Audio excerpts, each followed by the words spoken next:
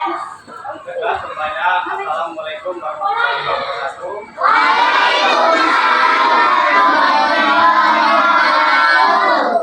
Baiklah, anak-anak, sebelum pelajaran hari ini, pembelajaran kita hari ini yaitu adalah tentang PKS. Nah, PKS ini kan artinya pendidikan masyarakat. Nah, ini nanti Pak Bisa yang sebelah sini itu bagian kelas 5, ini bagian kelas 4. Nah, baiklah, sebelum kita memulai pembelajaran kita pada pagi hari ini, satu anak bisa yang kita membantu doa.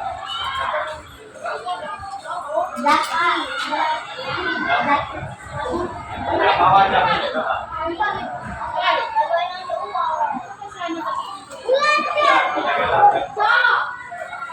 Baiklah, sebelum kita memulai belajar kita pada pagi hari ini, alangkah baiknya kita berdoa.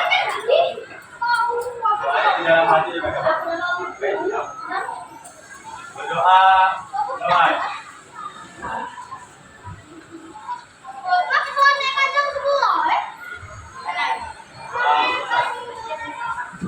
Oke, sebelum kita memulai pembelajaran kita pagi hari ini, alangkah baiknya kita absen terlebih dahulu. Yang pertama, Adinda. Terus Aliska, Alisa, Aulia, Ayudia, Karina, Ika, Dirga,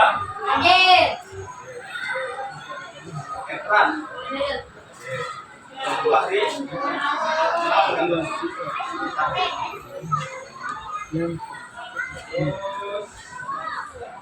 Felisa,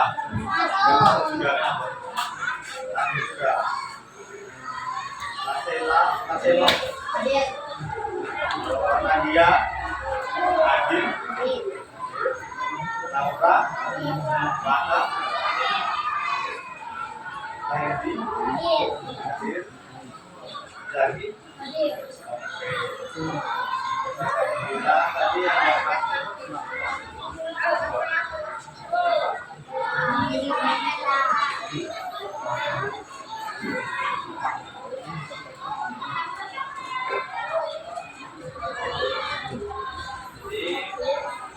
untuk materi pertama kita akan mulai dari kelas ini yaitu materi kita tentang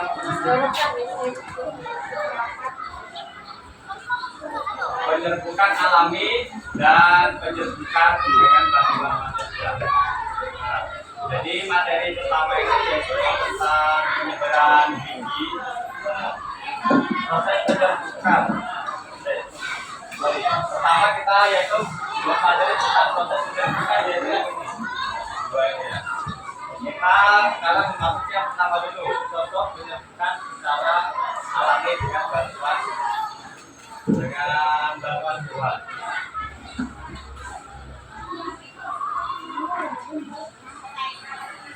Oke.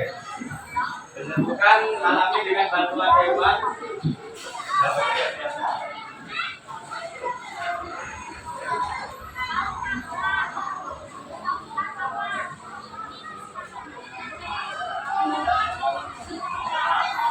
Ini kan gambarnya terfoto akan dulu jelas. Itu penyerbukan alami dengan bantuan hewan.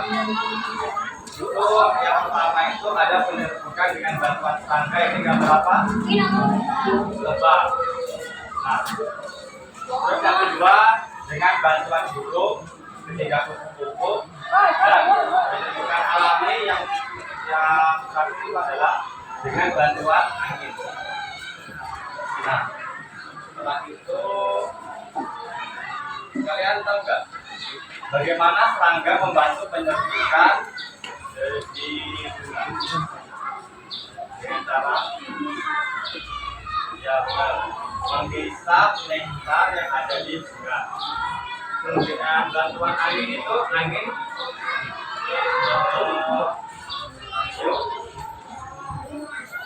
meniup ini juga sehingga sampai pada tempat untuk menyebarkan ininya. Nah, selanjutnya yaitu adalah penyerbukan dengan bantuan manusia. Nah, penyerbukan dengan bantuan manusia ini sering kita dapatkan pada proses penyerbukan terhadap tanaman pohon salak. Nah, proses penyerbukan ini tidak hanya ada di pohon salak, juga ada di pohon lain juga. Di bagian pohon salak. Nah, jadi langkah pertama yang harus dilakukan sebelum proses penyerbukan adalah dengan cara mencari bunga jantan terlebih dahulu. Untuk penyerbukan dengan bantuan manusia yaitu tentunya ini. Pertama-tama kita harus mencari dulu bunga jantan sama bunga betina. Nah, kalau bunga jantan ini mayoritas dia hanya menghasilkan sekali saja, tidak menghasilkan buah. Nah, kalau bunga betina ini dia yang lebih dulu yaitu ada 4 bagian buah berkembang. Nah, dengan bantuan manusia maka salak akan bisa berbuah seperti ini. Kalau misalkan hanya serangga, alasannya kenapa serangga tidak mampu membantu penyerbukan pohon salak, karena pohon salak itu dilindungi oleh duri. Jadi kan serangga kalau masuk takut ketusuk. Jadi karena itulah kenapa manusia membantu penyerbukan ini supaya pohon salak dapat berbuah dengan bagus atau berbuah lebat. Di sini ada contoh tentang cara contoh penyerbukan. Jadi ini contoh penyerbukan terhadap pohon salak.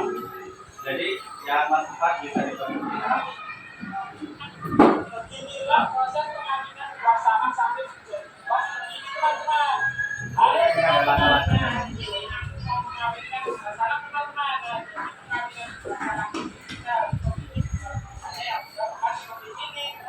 Oke, bisa kalian lihat kan kenapa hewan tidak dapat membantu penyerbukan terhadap pohon salak? Karena pohon salak ini banyak duri, lain duri dia juga ada pelindungnya di bagian bunganya. Jadi kenapa seperti itu? Karena manusia itu adalah orang yang berperan penting juga dalam penyerbukan terhadap pohon salak. Alasannya tadi yaitu karena pohon salak itu memiliki duri dan pelindungan di bagian bunganya, jadi serangga nggak bisa mengikat. Apalagi tupai nggak berani. Nah, ini jenis bunga jantannya itu seperti ini, yaitu hanya seperti berbentuk kayu.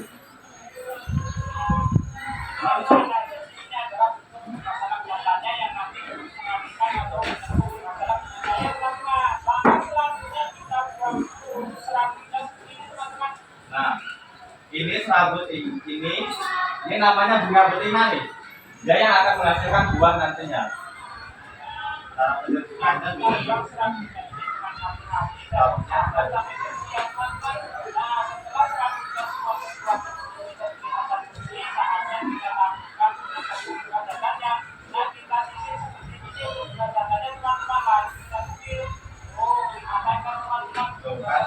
di sini kan waktu bidinya kita itu sendiri itu kan keluar tuh sebutnya.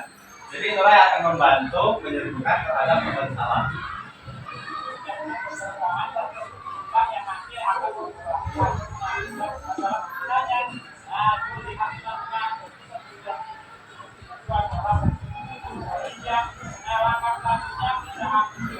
Setelah itu ini ditutup, daunnya ditutup, bunganya ditutup menggunakan daun supaya tidak terganggu oleh angin.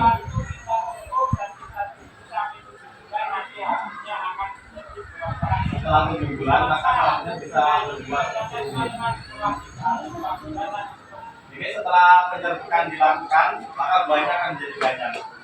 Nah, ini penyerbukan bukan hanya satu batang, jadi dari pohon yang ujung sampai pohon yang ujung, jadi hasil. Makanya dari itu buah salaknya bisa berbuah lebat. Oke, kita selanjutnya memasuki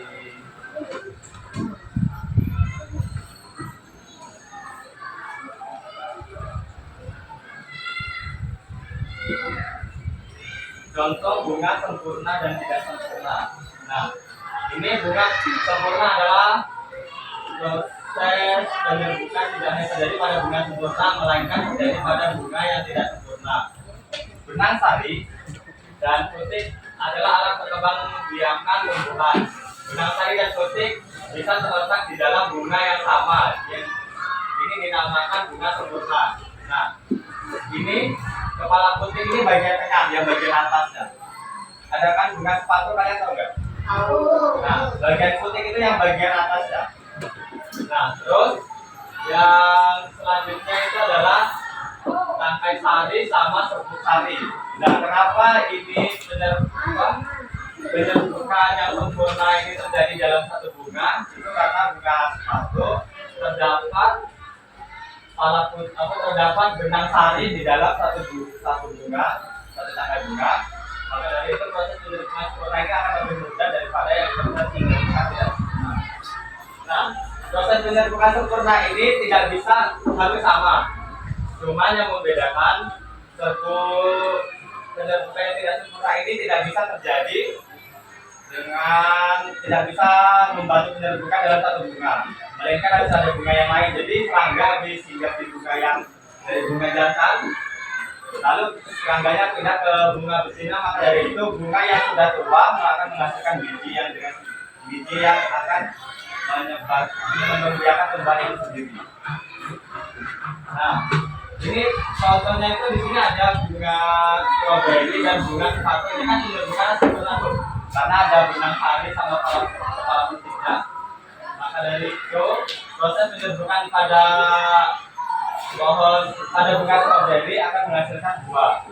Sama juga dengan ini juga akan menghasilkan biji juga. Kalau bunga biji, kalau tumbuhan yang bisa dimakan itu namanya buah. Nah, pohon jagung pernah lihat? Mungkin sebagian ada yang pernah, ada yang belum ya. Nah, pohon jagung ini juga ada jantan sama betinanya. Kalau dia bagian pohon jagung jantan, dia yang buah itu hanya keluar bunga, itu bagian jantan. Nah, kalau yang betina itu dia tongkatnya langsung bentuk jadi. Jadi itu yang membedakan keduanya. Selanjutnya yaitu penyebaran biji. Nah, mengapa tumbuhan perlu menyebarkan biji? Ada yang tahu? Ya. Karena tumbuhan menyebarkan biji itu untuk mempertahankan spesies. Nah, terus yang selanjutnya itu untuk keberlangsungan hidup. Tahu nggak apa untuk keberlangsungan hidup? Nah, untuk keberlangsungan hidup yaitu biji yang tersebar jauh dari induknya dapat tumbuh lebih baik dan tidak terstruktural. Nah, jadi induk tumbuhan itu dia menyebarkan biji. Selain untuk menambahkan populasi mereka, dia juga membantu penyebaran, membantu menjaga lingkungan tersebut supaya tidak padat. Terusan persediaan makanan. Nah, biji ini juga bisa menghasilkan ketersediaan makanan bagi hewan-hewan seperti burung, tupai, gorila pun juga ada. Terusan mengurangi pemanasan global. Nah, dengan biji dengan tumbuhan menyebarkan biji, maka dapat mencegah pemanasan global. Apalagi kan sekarang cuaca panas nih. Dengan adanya tumbuhan, maka kita di sekitar tumbuhan itu tidak akan terasa panas. Nah, di sini ada gambar. Salah satu yaitu gorila memakan durian lalu memuntahkan bijinya. Nah, di sini tidak mungkin gorila itu memakan buah sama biji-bijinya, kan tidak mungkin. Jadi habis makan biji, habis makan buah, bijinya dibuang. Selanjutnya itu adalah melalui angin. Kalian pernah lihat kan bunga ini yang kalau misalkan kena angin bisa terbang? Nah, selanjutnya yaitu cara ketiga dengan bantuan air. Tidak hanya kelapa, tumbuhan lain itu juga bisa yang kiranya dia hidupnya di pinggir air. Jadi air itu menghanyutkan biji ke suatu tempat untuk berkembang biak. Selanjutnya itu adalah dengan cara menempel di tubuh hewan bulu. Jadi kan di sini ada tumbuhan bunga yang kalau misalkan kita jalan kaki tidak ada hewan, kadang di celana kita ada juga tuh. Itu namanya rumput apa namanya? Kalau kalian ngomong. Rumput yang bisa nempel di celana. Nah, ada juga yang bilang rumput kanji itu banyak, itu bukan hanya di celana, di tubuh hewan juga bisa. Nah, selanjutnya cara 5 yaitu adalah melalui kotoran. Jadi hewan makan biji tumbuhan atau buah. Ini kan apel nih. Mereka mungkin hanya memakan buahnya saja, dan bijinya tidak ikut hancur. Maka dari itu, mengapa kok dengan melalui kotoran biji dapat berkembang dengan baik? Bisa dipahami? Oke. Selanjutnya kita masuk ke bagian kelas 5 dulu nih, yang bahasa Indonesia.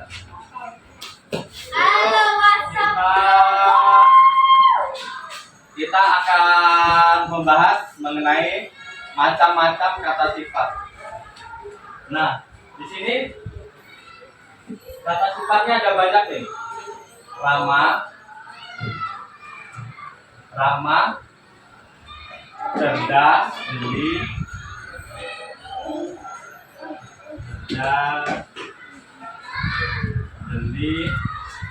rapi, optimis, kreatif, mandiri, nah banyak kan.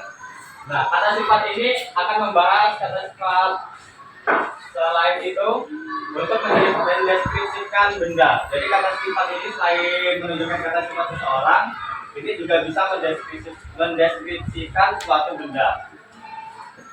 Setelah itu, kata sifat biasanya digunakan untuk menggambarkan karakter atau sikap seseorang. Nah, jadi karakter seseorang juga bisa digambarkan melalui sifat kata.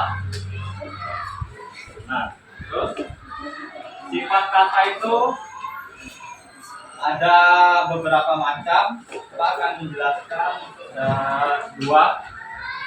Yang pertama, kata sifat dasar.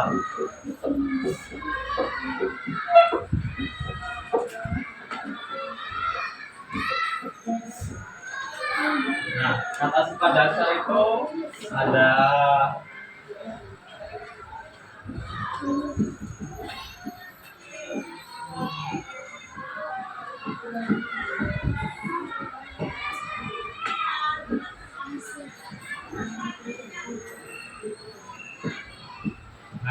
ada atas, bawah, kuat, lemah.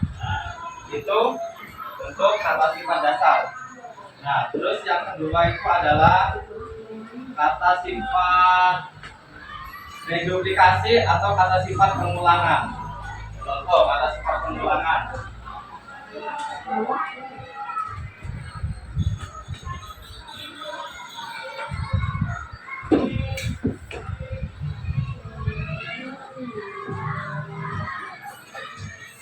Kata sifat pengulangan itu ada banyak. Yang pertama, ini juga bisa jalan-jalan. Itu juga bisa digunakan dalam kata kalimat pengulangan. Terus semalas-malasnya juga bisa.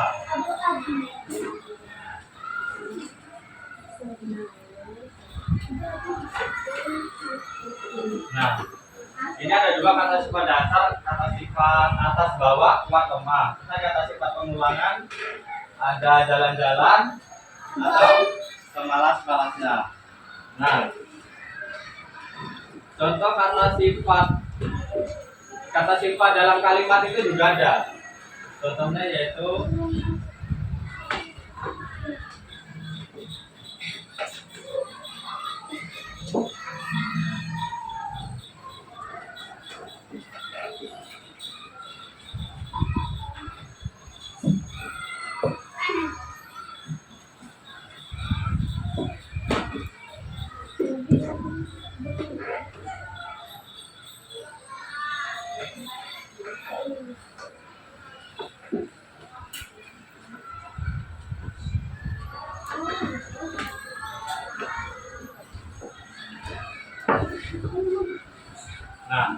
kan ada Nina terlihat cantik memakai gaun putih.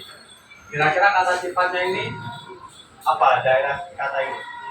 Mana yang kata sifat Nina? Gaun putih terlihat cantik. Kan ini kan katanya kata kalimatnya Nina terlihat cantik memakai gaun putih. Kata sifatnya itu bagian apa? Rafika, optimis, kreatif, mandiri, jujur, pintar, jenaka, cerdik, tahu apa? Api juga bisa. Berarti ini contoh kata kalimatnya itu adalah rapi, terlihat cantik.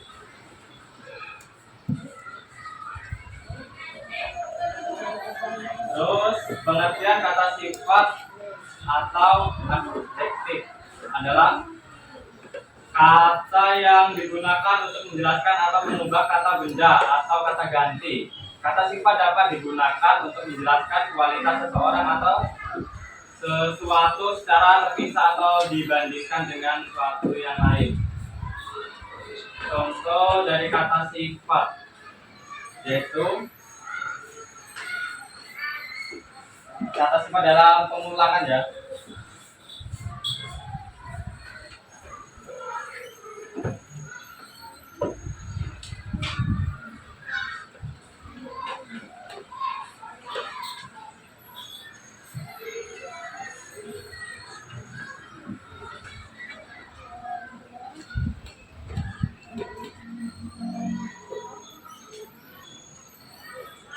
Nah, di sini manakah yang bagian kata pengulangan?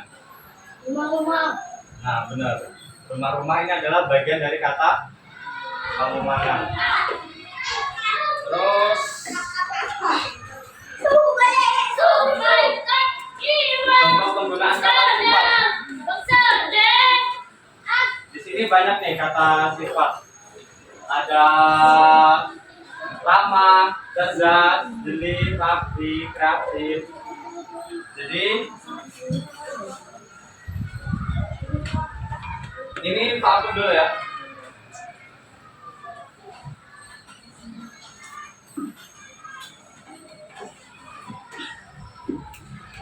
Kata sifat ini Pak akan menjelaskan di bagian mendeskripsikan seseorang. Jadi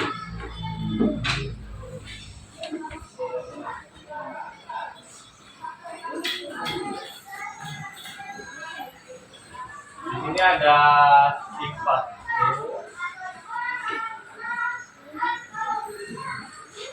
Terus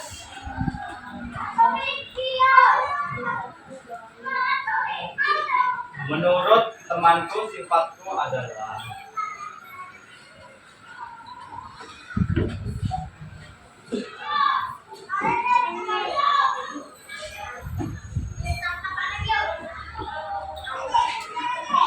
Nah, di sini Pak memberikan contoh yaitu bagian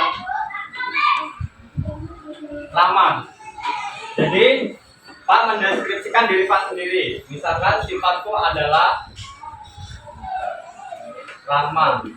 Nah, yang pertama itu lama karena Pak setiap ada orang karena setiap ada orang lewat selalu menyapa.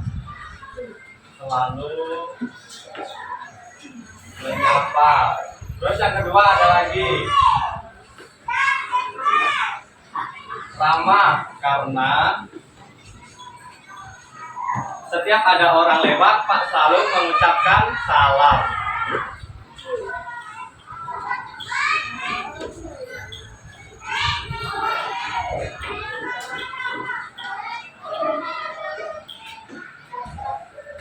Orang lewat selalu mengucap salam.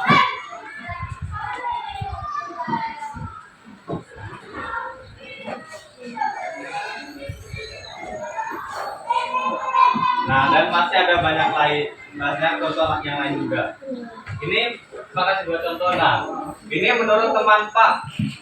Misalkan menurut teman Pak ini, Pak ini adalah orangnya mandiri misalkan. Mandiri. Nah,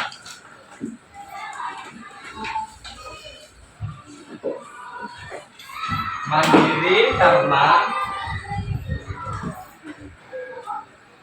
karena setiap pagi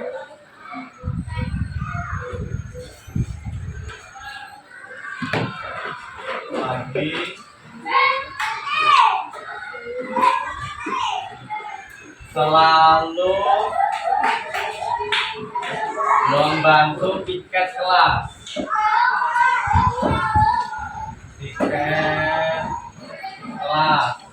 Nah, yang kedua, misalkan kita masih mandiri karena datang ke sekolah tepat waktu.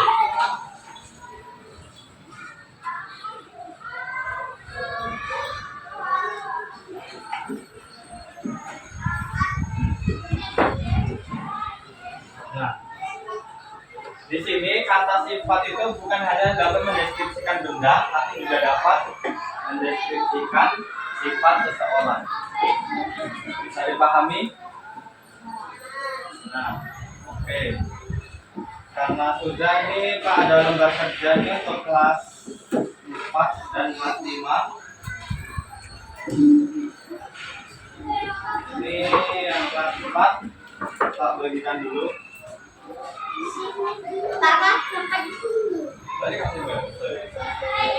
Jadi yang kelas 4 ini kalau yang nggak kebagian satu bisa berdua. Oh, lebih.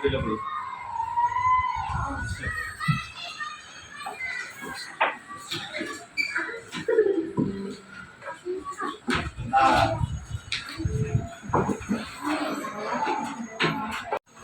ini kan ada nama kelas, nama kelas. Nah, di sini ada soal. Jangan lupa tidak tulis baik buat misalkan kelas 4 itu. Nah, di sini ada soal lembar, kalian isi. Perhatikan gambar berikut. Ini kan hewan apakah yang terdapat pada gambar di samping. Hewannya ditulis nama hewannya. Terus apa tujuan hewan tersebut berada di bunga tumbuhan? Tujuannya apa? Nah, yang selanjutnya perhatikan gambar berikut. Ini tadi gambar apa? Salak. Nah, mengapa tumbuhan salak memerlukan bantuan manusia dalam proses penyerbukan? Oke. Nah, di sini ada nih bunga sempurna dan tidak sempurna. Yang di bawah ini ada penyebaran biji terbagi menjadi ada 5 macam. Nah, ini kalian pilih salah satu, tuliskan penjelasannya. Nah, terus yang untuk kelas 5 itu yaitu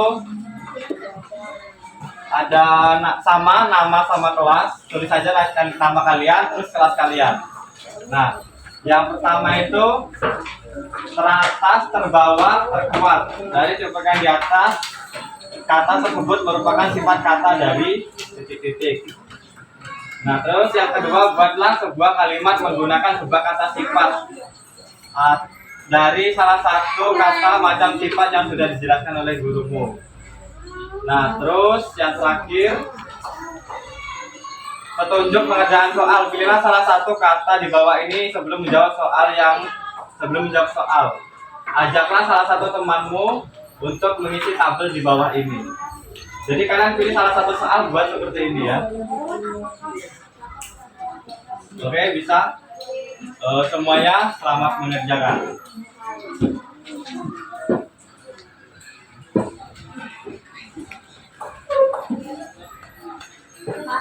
Bapak, bisa ada monya. Tidak apa?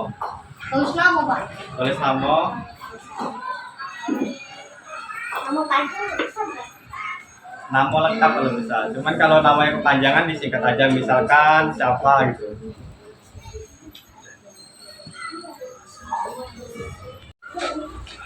Bagaimana semuanya sudah Nah, kalau sudah, sekarang boleh kumpulkan ke depan.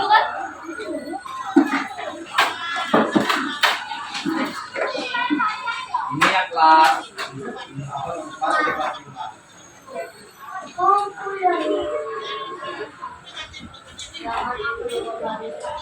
Bawa balik ya? Kalau mau bawa balik, jangan bagi lagi. Sudah ya?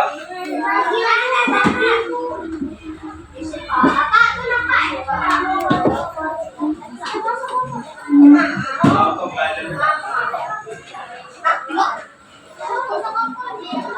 Sudah bukan?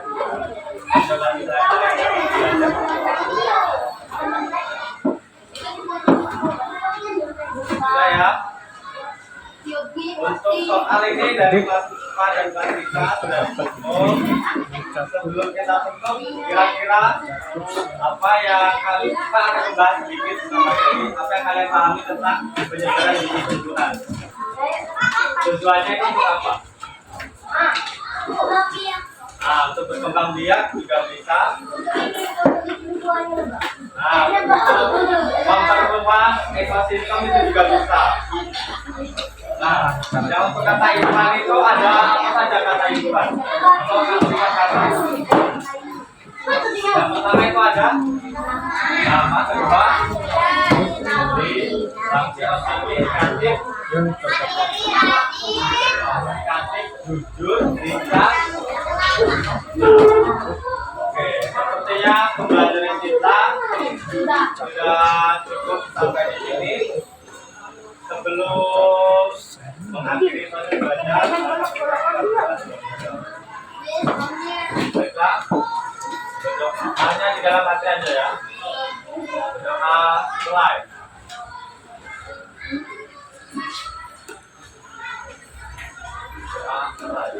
Baiklah, untuk pembelajaran Pak di pertemuan ini, Pak Jokowi dengan mengucap salam, wassalamualaikum.